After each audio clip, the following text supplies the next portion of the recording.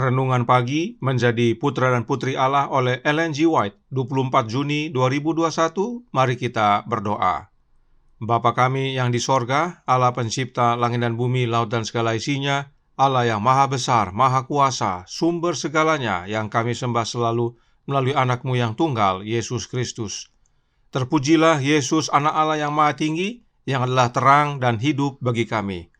Pada pagi hari ini kami bersyukur boleh bangun dan berbakti, dan sebagaimana membaca dan mendengarkan nasihat firman-Mu, kiranya ini menjadi pembaharuan bagi hidup kami. Beserta kami sepanjang perbaktian ini, kehendak-Mu yang jadi.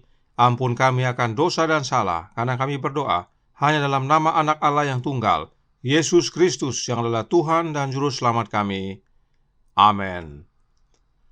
Renungan hari ini akan dibacakan oleh Ibu Nia Sayo. Silahkan, Ibu Nia. Terima kasih. Renungan kita pada pagi ini yang berjudul Untuk Menerima Terang yang Dikirim Allah. Ayat inti terdapat di dalam Mazmur 43 ayat 3. Suruhlah terangmu dan kesetiaanmu datang, supaya aku dituntun dan dibawa ke gunungmu yang kudus dan ke tempat kediamanmu. Tuhan Yesus datang ke dunia kita ini penuh dengan kemurahan, hidup dan terang, bersedia menyelamatkan setiap orang yang datang kepadanya. Tetapi Ia tidak dapat menyelamatkan orang yang berlawanan dengan kehendaknya. Allah tidak memaksa hati nurani, Ia tidak menyiksa tubuh agar Ia boleh memaksa manusia menuruti hukum-Nya. Semua pekerjaan ini adalah menurut aturan setan. Tuhan telah menyatakan dengan jelas bahwa Ia menawarkan kepada orang yang berdosa itu hak istimewa untuk bekerja sama dengan Allah. Ia memberikan terang dan melengkapi bukti kebenaran. Ia membuat jelas tuntutannya dan dibiarkannya orang yang berdosa itu apakah ia mau menerima kebenaran dan menerima anugerah serta kuasa yang olehnya ia boleh memenuhi tiap-tiap isyarat dan mendapat sentosa dalam menyerahkan pelayanan sukarela kepada Yesus Kristus yang telah membayar harga penebusannya. Kalau orang yang berdosa itu merasa bimbang dan gagal untuk menghargai terang yang telah sampai kepada inteleknya dan menggerakkan emosi jiwanya, lalu menolak untuk menuruti Allah, maka terang itu bertambah kelam, makin lama makin berkurang kuasanya, dan akhirnya hilang lenyap dari pemandangannya. Barang siapa yang tidak menghargai sinar-sinar terang yang pertama, tidak akan memberi perhatian kepada bukti-bukti yang lebih pasti dari kebenaran. Sekiranya seruan Allah yang lemah lembut tidak berhasil mendapat sambutan dalam hati orang yang berdosa itu, maka kesan-kesan pertama yang diadakan atas pikirannya itu kehilangan artinya dan ia pun pada akhirnya dibiarkan dalam kegelapan. Undangan itu penuh dengan kasih, terang itu sama terangnya ketika pada akhirnya ia menolaknya, seperti ketika pertama-tama terbit atas jiwanya, tetapi oleh penolakan terang, jiwanya menjadi penuh kegelapan dan tidak menyadari apa bahaya penolakan terang itu. Kristus berkata kepada jiwa yang seperti itu, hanya sedikit waktu lagi terang ada di antara kamu.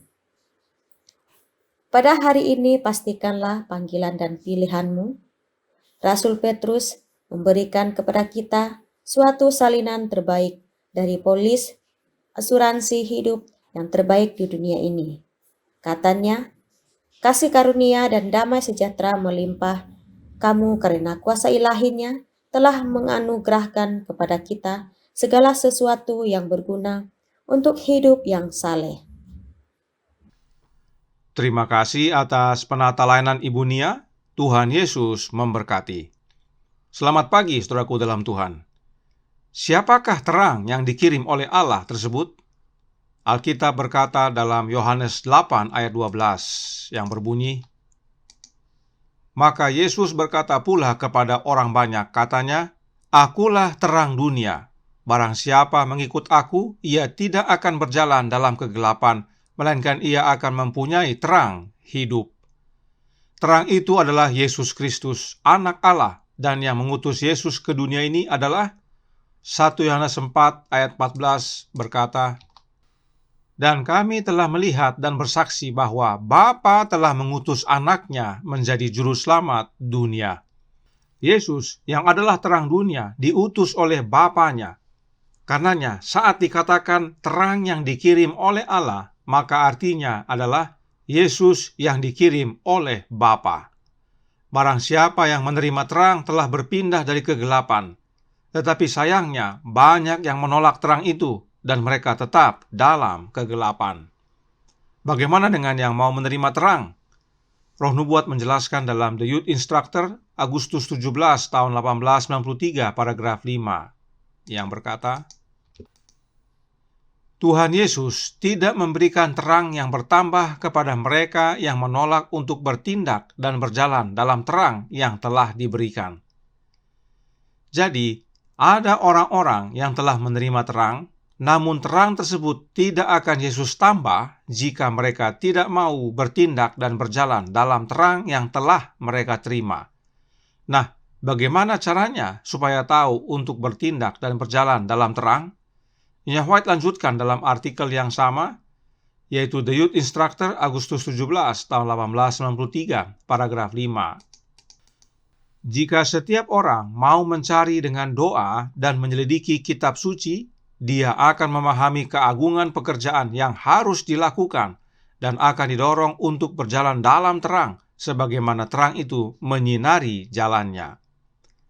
Jadi, saat kita pertama kali menerima terang, jangan berpuas diri dan berhenti. Kita harus mau mencari dan menyelidiki, yaitu di dalam Alkitab.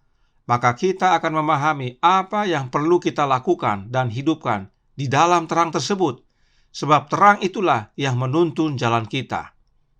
Mengapa penting sekali bagi kita hidup dalam terang? Masih dalam artikel yang sama, The Youth Instructor, Agustus 17 tahun 1893, paragraf 5, yang berkata, "Kita harus menjadi contoh bagi mereka yang berjalan menjauh dari terang." Inilah pentingnya bagi kita yang telah menerima terang untuk mencari dan menyelidiki firman Tuhan, hidup dalam terang itu agar Yesus tambahkan terang bagi kita dan kita menjadi teladan bagi mereka yang belum mau menerima terang itu.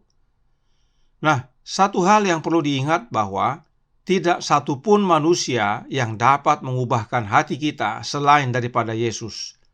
Hanya Yesus yang dapat mengubahkan hati kita. Karenanya, Nyonya White melanjutkan masih dalam artikel yang sama, The Youth Instructor, Agustus 17 tahun 1893, paragraf 7, yang berkata, "Anda harus memberikan hati Anda kepada Yesus dan berjalan dalam terang kebenaran yang berharga yang telah Dia berikan kepada Anda." Jadi, bila mana kita mau menjadi terang bagi sesama, kita harus pertama-tama memberikan hati kita kepada Yesus dan berjalan dalam terang yang Yesus telah berikan kepada kita. Inilah pembaharuan yang terjadi dalam hidup kita. Inilah yang disebut kita telah berpindah dari kegelapan kepada terangnya yang ajaib. Nah, apakah terang itu? Alkitab menyatakan dalam Yohanes 1 ayat 4 yang berbunyi, "Dalam Dia ada hidup dan hidup itu adalah terang manusia." Terang itu adalah hidup. Karenanya, barang siapa yang memiliki terang dari Yesus, dia memiliki hidup yang dari Yesus. Itu sebabnya Roh Nubuat berkata dalam Testimonies for the Church, volume 9, halaman 141, paragraf 3, yang menjelaskan, "Kristus adalah terang dunia. Mereka yang mengikuti Dia tidak berjalan dalam kegelapan, tetapi memiliki terang kehidupan." Mau terang, ikut Yesus. Mau hidup, ikut Yesus. Tidak ada yang lain, sebab hanya Yesuslah yang disebut terang dunia dan hanya Yesuslah yang disebut hidup. Karenanya, Nyonya White menuliskan dalam manuskrip Releases volume 4, halaman 59, paragraf 1, Kristus adalah terang dunia, jalan menuju hidup yang kekal. Karenanya, adakah kita membutuhkan oknum yang lain? Tidak perlu. Yang kita butuhkan hanyalah Yesus dan cukup Yesus. Sebab Yesuslah jalan dan kebenaran dan hidup. Yesuslah terang itu yang sama dengan hidup, dan hidup Yesus hadir dalam hidup kita melalui kehadiran Roh-Nya. Itu sebabnya Yesus memberikan perumpamaan pokok anggur yang benar. Sebab hidup Yesus adalah Roh-Nya Yesus itu sendiri. Mari kita baca kembali kutipan berikut ini. Kisah Para Rasul halaman 239 paragraf 2 yang berkata, "Demikianlah kuasa yang memberikan hidup dari Roh Kudus mengalir dari juru selamat, menyebar ke dalam jiwa, memperbaharui motif dan kasih, dan membawa pikiran ke dalam penurutan akan kehendak Allah, memungkinkan si penerima untuk membawa buah-buah yang berharga dari perbuatan yang kudus." Roh Nubuat dengan jelas menyatakan bahwa kuasa yang memberi hidup dari Roh Kudus mengalir dari Yesus Kristus, Juru Selamat kita. Artinya, Yesuslah sumber Roh Kudus tersebut. Yesuslah sumber roh yang memberi hidup itu. Roh yang menghidupkan mengalir dari Yesus dan disebut dengan Roh Kristus. Masih dalam buku yang sama dan paragraf yang sama, Nyonya White lanjutkan. Kisah Para Rasul halaman 239 paragraf 2 yang menjelaskan, Kristus sendiri menarik perhatian kita kepada pertumbuhan dunia sayur-sayuran sebagai suatu ilustrasi tentang peran Roh-Nya dalam menyokong kehidupan rohani. Sari dari pokok anggur yang naik dari akar disebarkan ke cabang-cabang, menambah pertumbuhan dan mengeluarkan bunga dan buah. Kembali, sari pokok anggur adalah lambang daripada Roh-Nya Kristus. Roh Kristus inilah yang tersebar untuk memberikan kehidupan, pertumbuhan, agar kita ranting-ranting mengeluarkan bunga dan buah. Roh yang mengalir atau keluar dari Kristus ini disebut juga Roh Kudus, karena memang Kristus adalah kudus, karenanya Roh-Nya adalah kudus. Itu sebabnya Roh Kristus itu sama dengan hidup, dan jika Roh Kristus adalah hidup, maka Roh Kristus adalah terang juga. Tidak heran Roh Nubuat menyatakan dalam Gospel Workers edisi 1892, halaman 45 paragraf 1, yang berbunyi, Roh Kristus yang menerangi jiwa digambarkan oleh terang yang menghalau semua kegelapan. Itu dibandingkan dengan garam karena kualitas pengawetannya, dan ragi yang secara diam-diam mengerahkan kekuatan transformasi. Jelas bahwa Yesus adalah terang dan terang itu adalah hidup, dan memang Yesus adalah hidup itu. Dan hidup Yesus atau terang Yesus dapat menjadi bagian kita asal kita mau menerima kehadiran Roh Kristus dalam hati kita. Sebab Yesus tinggal dalam hati kita melalui kehadiran Roh-Nya. Dan memang Roh Kristuslah yang Bapa suruh ke dalam hati kita. Galatia 4 ayat 6 berkata, "Dan karena kamu adalah anak, maka Allah telah menyuruh roh anaknya ke dalam hati kita yang berseru, ya Aba, ya Bapa." Tuhan memberkati, saya bawa dalam nama Yesus. Amin. Mari kita berdoa. Bapa kami yang di sorga, Allah pencipta langit dan bumi, laut dan segala isinya, Allah yang maha besar, satu-satunya Allah yang benar, yang kami sembah selalu dalam roh dan kebenaran. Kami berterima kasih atas nasihat indah pagi hari ini tentang terang yang dikirim oleh Allah, yaitu anak-Mu yang tunggal, Yesus Kristus.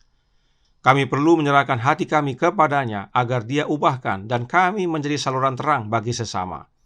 Karenanya tolong kami ya Bapa, curahkan roh anak-Mu dalam hati ini beserta kami sepanjang hari ini. Kehendak-Mu yang jadi, ampun kami akan dosa dan salah, karena kami berdoa hanya dalam nama anak Allah yang tunggal, Yesus Kristus yang adalah Tuhan dan Juru Selamat kami. Amin.